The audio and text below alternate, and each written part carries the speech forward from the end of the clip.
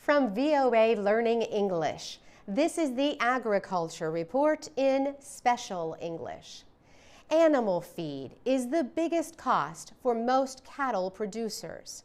In the United States, the cost of hay, grain, and other feed has risen sharply because of a drought. At the same time, wildfires this year burned more than 1 million hectares of North American rangeland.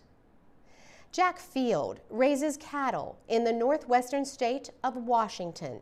To save money, he made plans to transport his small herd of cows 300 kilometers away to feed on crop stubble. Crop stubble is what remains after crops have been harvested. Moving his cattle from farm to farm costs money and time, but he says if he can avoid feeding them hay, he can still make a profit. Tim Del Corto is a beef scientist at Oregon State University. He is working with ranchers and feedlot owners to help them find lower-cost ways to feed cattle. He says cattle can eat things like grass seed straw and distillers' grains. These grains are left over from ethanol fuel production. He says cattle can also eat vegetables rejected by vegetable processing factories, like green beans and carrots. Tim Del Corto says beef cattle can digest almost anything.